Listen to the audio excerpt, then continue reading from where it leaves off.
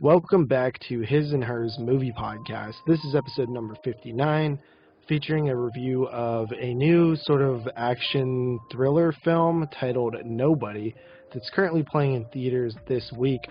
Me and Carly went and checked it out. I am one half of your hosting duo podcasting out of this southwestern Pennsylvania town on March 28th at 1:48 a.m.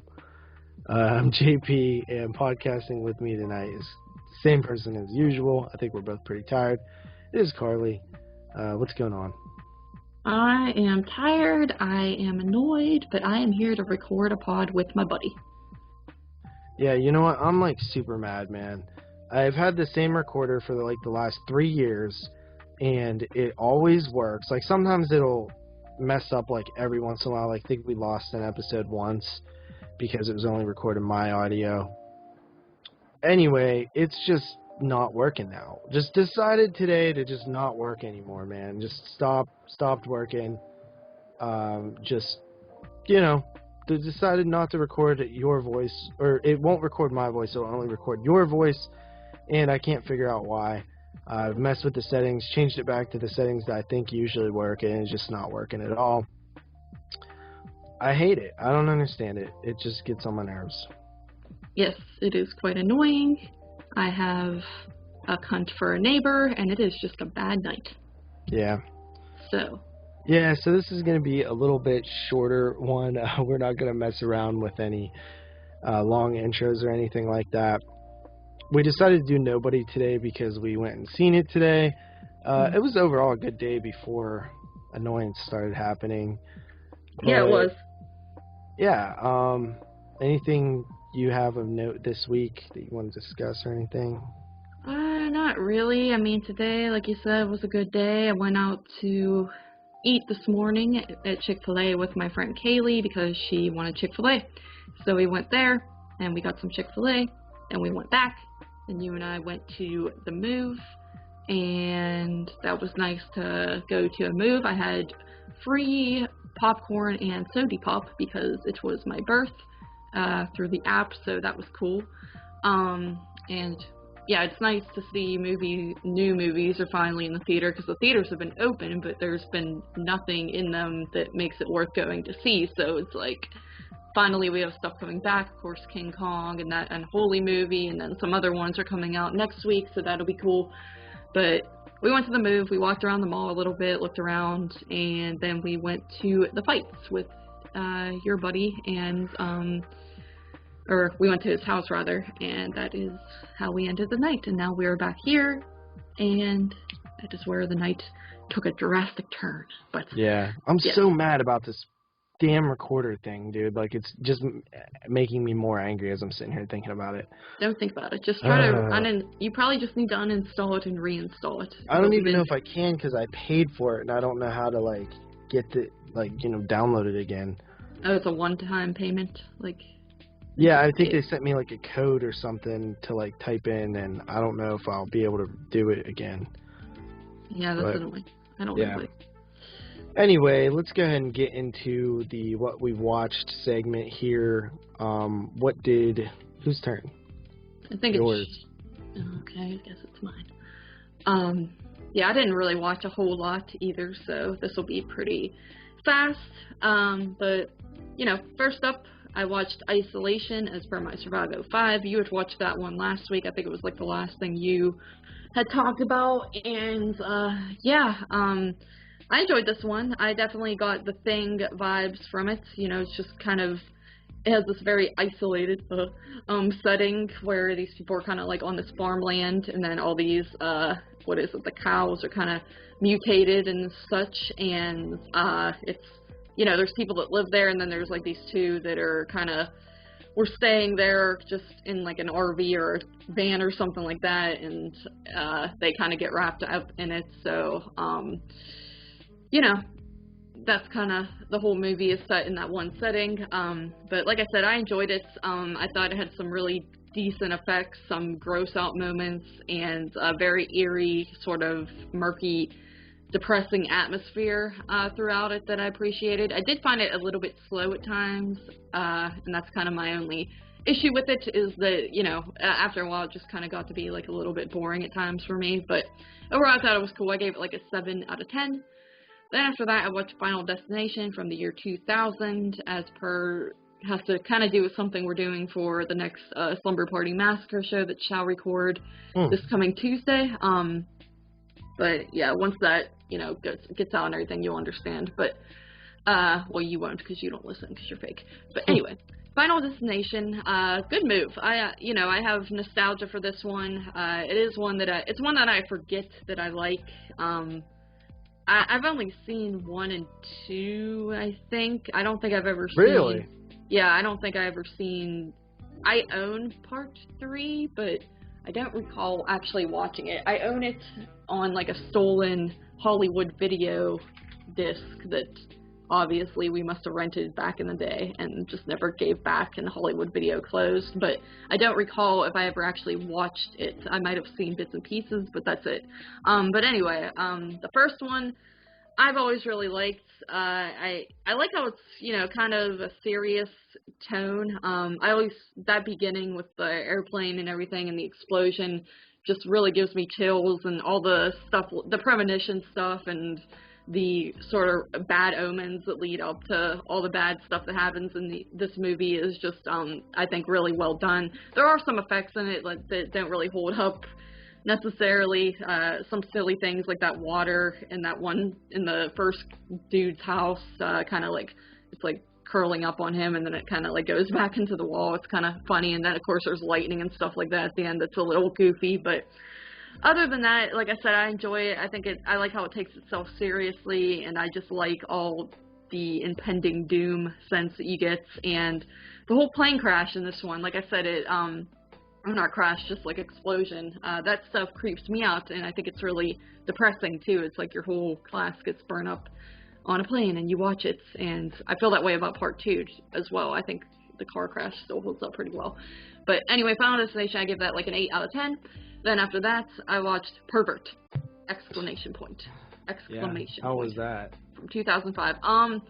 Definitely a weird one. It's more comedy than anything. It's essentially a parody of sexploitation films, and I mean, there are horror elements to it. It's like this dude goes to stay with his dad. He's like a college student, and he goes back home to stay with his dad, kind of in the middle of nowhere, and his dad's got like this young, hot girlfriend, and basically stuff starts happening, and girls wind up dead, and it's like, you know, someone's killing them, and stuff like that. At first I was like, oh god, I'm not going to like this at all, because it's very, very in-your-face goofy, and over the top with the sexploitation parody-ness of it.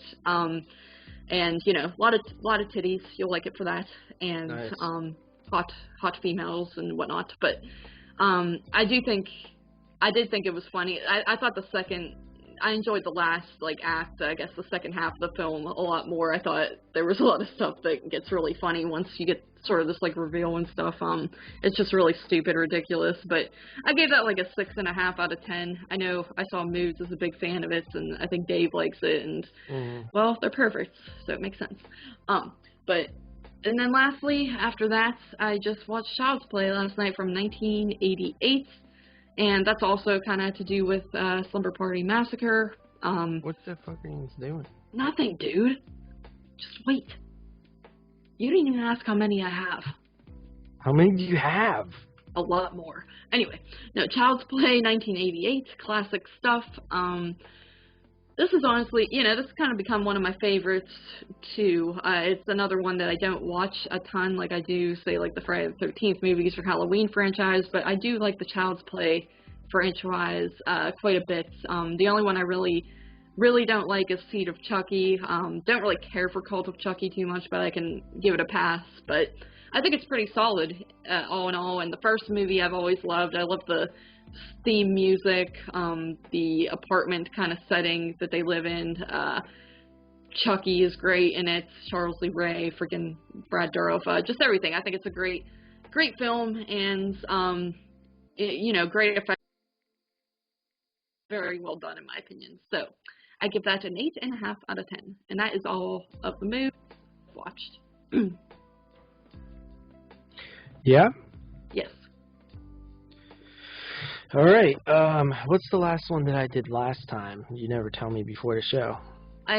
Isolation. I literally actually just said it when I was reviewing Isolation. I said, "Oh, the last one you reviewed was Isolation," so that was like a heads up, so you can prepare I didn't even yourself. pay attention to you reviewing it. Oh, Yeah. What'd you think of it? Are you serious right now? Where were you? I was reading something. You don't read, dude. You listen to audiobooks. Yeah, you basically didn't like it. I know. What? That's not what I said. I'm not. Go back and re-listen to our podcast if you want to hear my opinions on it.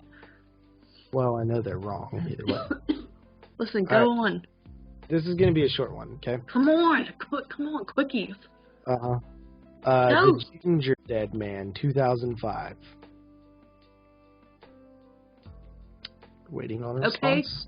Okay, cool. I'm trying to choke to death. Like, go. Why are you trying like, to? I'm telling you to talk so I can like cough off like on mute.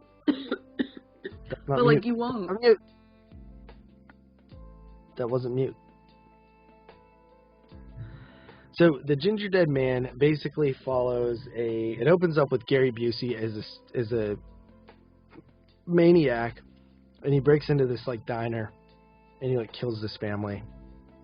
But the girl survives, and the mom survives actually. And years later, Gary Busey is being put to death, and Gary Busey's like mom or something, or girlfriend, I can't remember what it was. She basically puts a curse on this like dough or something and drops it off at the or like the seasoning for the dough. I can't really remember, sorry. And she drops it off at the restaurant, and they end up using it. But it's kind of stupid because also the person preparing it, it's like a bakery, I guess. He cuts himself and it leaks into the dough. So it's like, okay, well, did the blood bring him back, or is it like this curse thing? Or like, okay, if the curse thing needed the blood, how did the witch know that he was going to need the blood? So it's kind of stupid. Or like, what, like if she knew it needed blood, like what if he just didn't cut himself? It would have never worked. Anyway, they bake a cookie, and it turns out to be Gary Busey and his Gingerdead Man. And he's pissed off and yelling and killing people. There's like sort of a love romance relationship thing going on and stuff like that. It was kind of fun. I enjoyed it. I gave it a 5 out of 10. Jeez. And then Doll Graveyard, also a Full Moon film.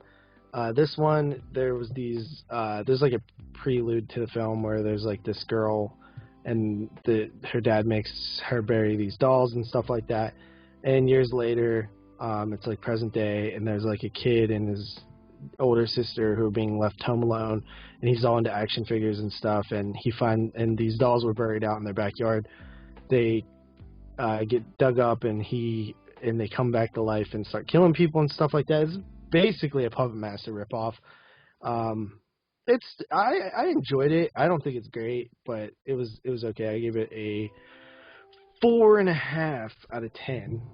Then I watched the Amityville Horror, also Survive 05, from 05, the remake. And yeah, I used to kind of defend this one a little bit, but honestly, it didn't really hold up too much. I think that it has moments, like I like some of the stuff with the kids, Chloe Grace Moretz and the little boy and stuff, and the other little boy, like where he has to chop the wood with Ryan Reynolds and stuff. That's a pretty cool scene. But I feel like the thing that I don't like about it is like from the minute, like in the original Amityville film, the Lutz character, George Lutz, it's like he slowly gets agitated at things, and like it sort of amps up as the movie goes. I feel like Ryan Reynolds is like immediately like Jack Torrance crazy, like when the movie first, like whenever, like just right at the beginning, you know, like he's already, it's like too much. Like when he gets angry and stuff, like it's like the wife, like I would look at him like, dude, you're a freaking psychopath. But like in the original, when George Lutz is all getting mad and like that it's cold and stuff like that, it seems like he's just like an angry dad. Like he's like much, like, you know, it just seems like he's a little bit more angry than he would be. But in this one, it seems like Ryan Reynolds is like a psychopath, and it doesn't work. And I think that, like, I don't know, it's just, like, there's some stuff in there that I just think isn't, it's like, the flies are really bad, like the CGI flies and stuff like that. I don't think it's a horrible movie, but it definitely isn't anywhere near as, like, good as the first two Amityvilles to me. Yeah. So I gave it a 6 out of 10. I'm the same way. I used to really enjoy the remake, but then upon like a rewatch, like 2 rewatches ago, I was like, wow, this actually isn't that good. And then when I rewatched it as 2005 prep, I kind of went a little bit back up on it because I guess just nostalgia, but I think they do kind of go a little over the top. I think Ryan Reynolds is good in the role, but it's a good comparison to say he's like Jack Torrance right off the bat. Like, I think he does well, though, playing the kind of crazy, disheveled, psychopathic dad, but, like, they do kind of amp it up too much. Okay, and then I watched Army of Darkness, 1992. I'm not going to talk about this too much because we're doing it on 22 shots this week. We just recorded last night. You know, it's the comedic Evil Dead film. It's, like, the really comedic one. It was a really good conversation on there. There's some fun stuff with this movie. Some stuff annoys me, but you'll hear my full thoughts later. Then Evil Dead 2013. I love that movie. Like, it's no surprise. You'll hear it on. I mean, that show will be out before you hear this probably, but yeah, I just think that it's a blast, dude. It's like super gory, and it's so much fun to me. And I agree. Like, the MacGyver scene is stupid, and the characters are not the strongest, but I think the movie's great. And then I watched Saw 2 for my Survive 05, and yeah, it's a sequel to the first Saw. A bunch of people trapped in like an escape room style house where they're breathing in a neurotoxin or some sort of toxic chemical, and there's antidotes scattered and hidden throughout the house, but you have to do like traps to get the antidote. And then there's a detective in town who's like a crooked detective, and he is investigating Jigsaw, and it turns out his son is one of the people held captive in that house, and he's trying to get it out of Jigsaw so he can save his son. But Jigsaw has a game that he's playing. I really like Saw 2. For some reason, like, I always thought this one was so great when I was a kid, and then when I got older, I realized, like, everybody kind of didn't like it, and I'm like, man, that's so weird, because you feel like if people didn't like it, the franchise wouldn't have took off, because it's really the sequel that kicked off, like, the Saw Halloween run. But yeah, I love this one. I think it's one of my favorite sequels, honestly, and I feel like I'm alone in that situation. I think the story's cool, and I love the twist in this one and how it plays out. It's really creative and unexpected, and I kind of like everybody working together in this like escape room type thing. It's a lot of fun. So I gave that an 8 out of 10. Did you rewatch that one yet? Yeah, I like that movie too. I didn't realize so many people did not, and I guess I can understand why they don't, like, in comparison to the first one, but I mean, I've always liked it. Mm-hmm. So yes, I give it like a 7.5. And then yeah, the final film that I watched is Fragile from 2005. Did you watch this one yet? No. I didn't realize this, but it's directed by Wame Balagario. Oh yes, the director of Wreck. Right. Oh, cool. Yeah, Wreck 2, Sleep Tight. He's directed a bunch of good movies. But yeah, this one is sort of like a ghost film. It follows a woman who, I think there's like this orphanage hospital thing that's it's like a hospital that's like shutting down or something, and there's these kids that have to stay there until they can be placed. And this girl gets a job there, and it's basically like haunted, but the interesting thing about it is like the backstory of like why this part, like the ghost that's haunting the place, basically got like obsessed with a little girl that she was caring for. It was like a nurse, and she like would break the little girl's bones so that she wouldn't get better. because she had that, like, brittle bone disease thing. Ooey. Yeah, so she would, like, just constantly break this little girl's bones. And it was, like, kind of messed up. The ghost doesn't really look that good, and there is some problems with it. It's a little slow, a little boring at times. I like the backstory. It feels like sort of a, like, because there's, like, the investigation narrative where she's trying to piece together, like the history of this, like, place, and, you know, investigating, find old photographs and stuff like that. It reminds you of The Ring, which makes sense because this came out like 3 years after The Ring. And it reminds you of, like, Orphanage, that Spanish film, a little bit. You could see a little Spanish flair in there. I thought it was decent. I didn't think it was great, but I thought it was decent. I gave it a 6 out of 10. I think you would probably like it.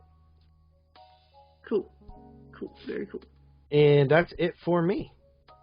All right. But I did want to say, that was my 30th Survival 5. That's all I've watched. We record on the 7th, which is, you know, not that many days, like 40 days from now or something. 42 days. And Jeremy, me and him have a bet for a Blu-ray. He thinks that I can't make it to 75 watches by May 7th. Right. So,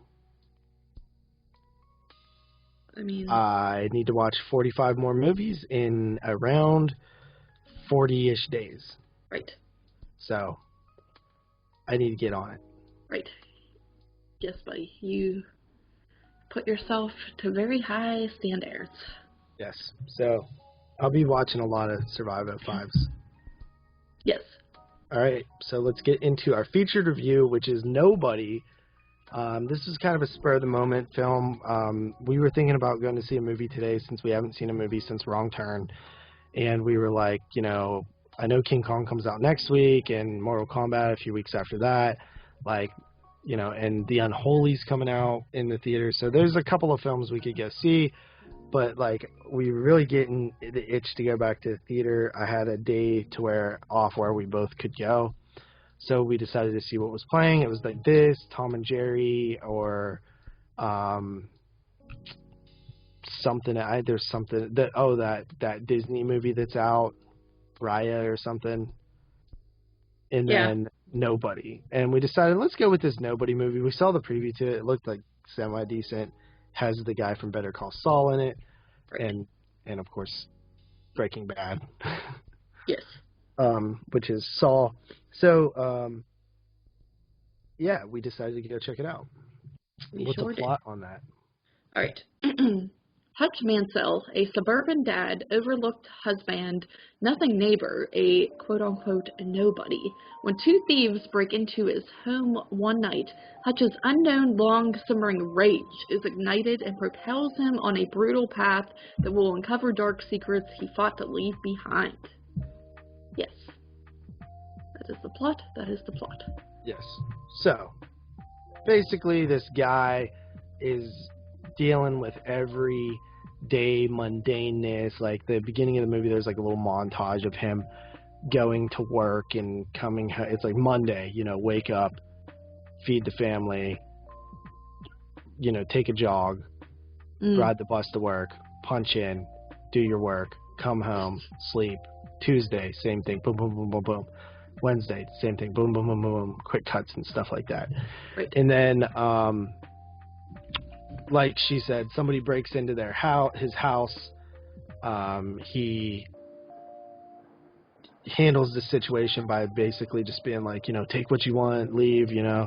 His son tries to fight the criminals, and he's all like, you know, blah, blah, blah.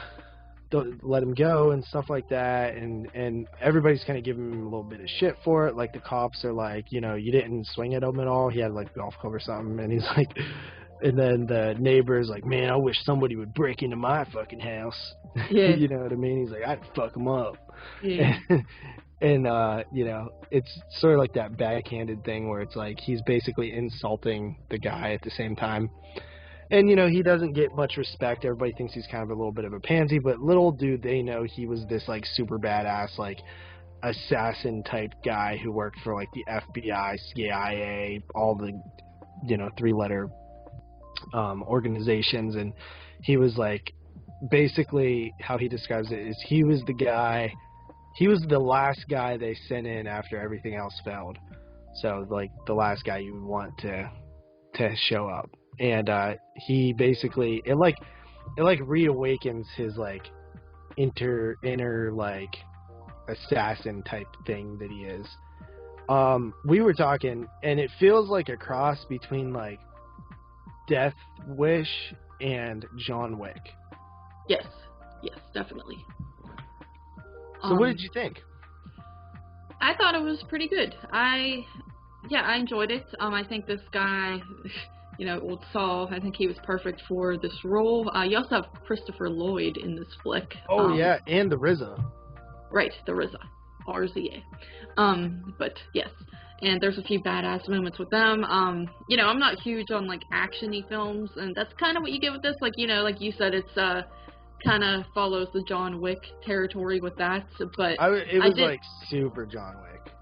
Yes, but I did enjoy, I enjoy action like at this caliber where it's a lot of shooting and very like strategic getting away from stuff. I do kind of enjoy watching that. When I say I don't like action, I mean I don't and like there's people. Some gore and like some great kills and stuff in it, like good fight sequences. It's not overly like quick cuts, like you know. There's actually like, you know, it's got good cinematography, and the music's good too. There's like a lot of cool old songs in there, and you really get the sense that this guy is like a badass. You know what I mean? Like you understand that from the get-go. Like he talks to the RZA early on after the break-in, and he describes like what happened, and he saw a bunch of stuff like we didn't even see. Like he knew exactly what kind of gun it was. It was like an old like 38 Special Smith & Wesson, and he said it wasn't even loaded. Like he could tell it wasn't even loaded from like looking at the gun. So you get the sense right away that he's like some badass who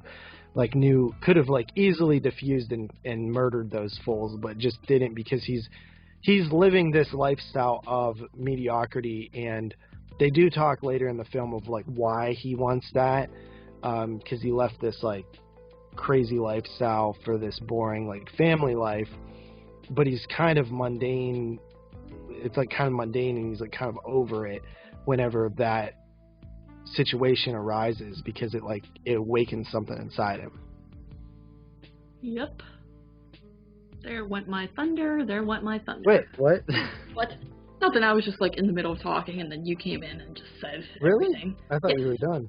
I was literally in the middle of saying like can you continue? stuff. Well, I was gonna say like about the action films and stuff. I was like talking about how this one is cool because it's not people jumping out of skyscrapers and explosions. I like the gun things and whatnot. But yeah, I enjoyed it overall. The only thing, you know, I'll say is that it's, because it's so much like John Wick and Death Wish and stuff, I feel like it will be kind of forgettable, overlooked maybe, because it's just a little bit more of the same. I feel a lot of people might see it that way. But it's like kind of almost a rip-off of John Wick.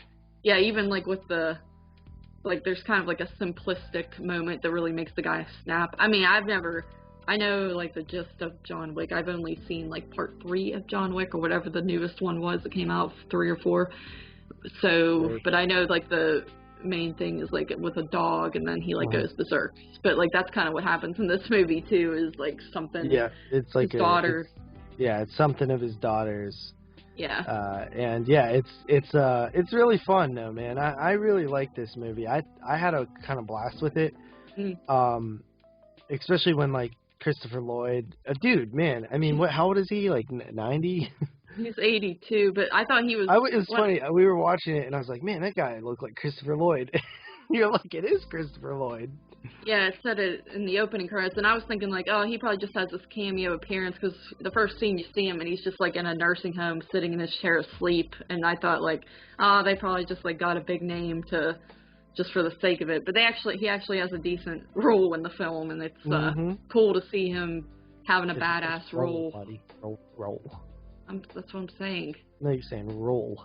All right, it's time for me to go to bed. But anyway, it's cool to see him, you know, How still many more do you acting. have? We're on the main review, Oh, dude. I meant I'm like so thoughts. irritated. I'm about to go like kill a bunch of people. Anyway. Are you about to snap like this guy? Like yes, nobody? I'm gonna become nobody. I like unhinged better. I shall become unhinged. Are you An beginning to unhinged become nobody. unhinged? I shall become a somebody. That's what I'm gonna do. But no, yes, this was a good movie. I do recommend it, especially if you do like the movies in the vein of John Wick. And I thought the performances were good, and it was just a fun time. You know, it's not something to take too overly serious. Yeah, you can't take it too serious. It's a really fun movie. It's good. You know, it was it's a better good than movie. I thought it was. Honestly, when we saw the trailer, I thought, oh, this looks like a generic pile of crap, kind of. But like, it's actually a good. I mean, film. it's kind of generic, but still, it's not a pile of crap. Yeah. And I really liked what's his name? RZA. Like, he's really fun in it, and he has this like sniper rifle, and he like shoots 3 people in the head with 1 bullet, and it's really cool. I like that. It's like a collateral damage type thing if you're a COD player. Yeah. Anyway, I don't really have a ton more on this one. I think it's a pretty cool movie, though. Yes. All right, that's all I really have to say. I guess I shall get into Letterboxd reviews. Yes, Letterboxd reviews. All right, I shall read. Let's see. I'll just read a good review first, I guess, which is 4.5 stars, coming from some guy named Con Johnner. Con Johnner doesn't have, well, he doesn't have any favorite movies actually listed, but his most recent watches were Justice League and The Little Things, so he clearly keeps up on his new moves. Let's see. But he said, was not expecting this caliber of a movie, went into it knowing I love Bob Odenkirk, and the trailer made the movie look fun in that I was kind of looking for an excuse to go back to the draft house and give them my money. If you've seen the trailer, you know that the plot is pretty similar to John Wick, another fantastic action film, albeit a lot more lighthearted and funny in parts. We know that Bob Odenkirk character, Hutch, LOL, used to work in the intelligence community before settling into a job of a manager in a construction company, I think, question mark. The genesis of his return to his former violent life is initially a head-scratcher, but is explained as the movie unfolds, and is actually fairly believable. The writing is funny and quick, the acting on all fronts is fantastic, music is well selected throughout, and the movie even has some cameos I did not expect, and that were just fantastic. The action sequences delivered just as intended, but when taken together with everything else this movie has to offer, I was floored. Kind of set up for a sequel as well, which, if handled better than John Wick, has the potential to be a new favorite franchise of mine. See it, and please don't let this movie be misunderstood. That was a good review. And then this is a 2-star review by a guy named Will Hollis. Now, Will Hollis. Okay, I'm done with Letterboxd. Like, this is so stupid. I guess it just doesn't show that they're their favorite movies anymore, but whatever. Okay, Will Hollis, though, says, there's nothing about this that hasn't been done before in the Wick, that hasn't been done better in the Wick films. It's a middling, mediocre project for these guys to do in between Wick movies. There's nothing all that wrong with it on paper, it just simply comes off as bland and forgettable. The action is good in spurts, but it doesn't feel like it is edited right. Outside of one sequence, most of the action sequences utilize quick cuts. Gone is the open space of the Wick sequences where you can see a sequence unfold through one take and great stunt choreography. Odenkirk and Lloyd are great and are extremely dedicated to this, but besides that, I don't think this has much to offer. Those are the reviews. So, are you there, buddy? I am here. So, let's go ahead and get into some ratings. I shall go first, and I like Nobody. I think it's a really fun movie. I don't think it's like fantastically great or anything, but it was entertaining, a good popcorn movie. Don't overthink it. Enjoy it. Go see it. I gave it a 7.5 out of 10. All right. Yes. And I am right there with you. I would give it a 7.5 out of 10 as well. I would give it higher if it wasn't something that, had been done before kind of deal. Right. Like it's a little too much like John Wick. Which is I would. Better. Right. I would give it like an 8, but a 7.5 I think is appropriate for this caliber of film. Mm-hmm. So, yes. The end. All right. Well, with that said, we will see you guys next time, where we will be covering King Kong versus Godzilla. Yes, Godzilla. Yeah. Who do you like more? King Kong. Hell yeah. Fist bump. I think King Kong is scarier to me because he's like. You didn't do it. What? Fist bump. Fist bump. Fist bump. Ah, nice. Yes, we did it. But King Kong is just scarier to me because he's like a giant ape, and like I just feel like he's more realistic. And then you have like Godzilla, that's just like this monster in the sea. Like I don't know. I just always found like I've had nightmares about King Kong before. Really? Yeah, it just creeps me out. Like thinking like you could be walking down the street and then there's like this giant freaking monkey ape thing like right in front of you. All right. Well. Okay. Well, I guess that should be fun, buddy. Yep, it should be fun. Yeah, I'm excited. I'm really excited to see that on the big screen. Godzilla King of Monsters bored me to tears. Yeah, I really have. Because this one has King Kong in it, I'm more excited than those other. Yeah, well, did you see Skull Island? No, you've asked me that. You should actually check it out, honestly. All right, buddy. I will mark that in my calendar. All right. All right.